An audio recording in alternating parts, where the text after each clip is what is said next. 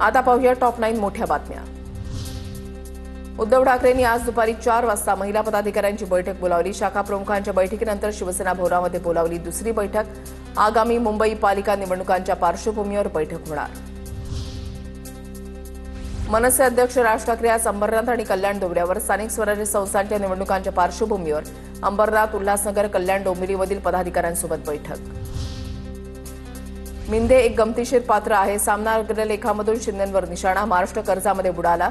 शेतकऱ्यांनी आत्महत्या केल्या। मिंदे वगैरे लोकांना फरक पडत नाही। मिंदे वगैरे लोक टवटवीत असतील पण जनतेच्या चेहऱ्यावर हास्य दिसत नाही।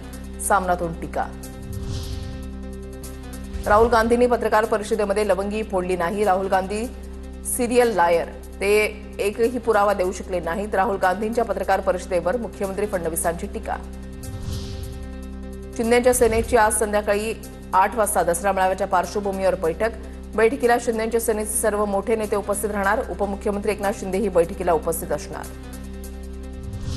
गणेश नाईकांच्या जनता दरबाराविरोधात शिंदेची सेना कोर्टात। नाईकांचा जनता दरबार बंद करण्यासाठी शिंदेच्या सेनेकडून याचिका। शिंदेच्या सेनेचे किशोर पाटकर मुंबई उच्च न्यायालयामध्ये जनहित याचिका दाखल।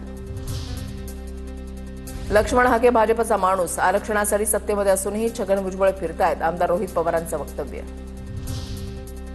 धनंजय मुंडे बजारा समाजाचं प्रतिनिधित्व करतायत। लोकांना जातीमध्ये गुंतवून ठेवण्याचा सत्ताधारी आमदारांचा प्रयत्न। आगामी निवडणुकीपूर्वी राजकीय पोळी भाजण्याचा प्रयत्न। आमदार रोहित पवारांची सरकारवर टीका। शासकीय बंगला सोडला नाही म्हणून धनंजय मुंडेंकडून दंड वसूल करा। पद गेल्यानंतर शरद पवार, एनडी पाटील आणि उद्धव ठाकरेंनी तत्काळ शासकीय निवासस्थान सोडलं। रोहित पवार यांचं वक्तव्य। मुंडेंना तत्काळ शासकीय निवासस्थान सोडण्याचा निर्णय घेता येत नाही का? रोहित पवारांचा सवाल।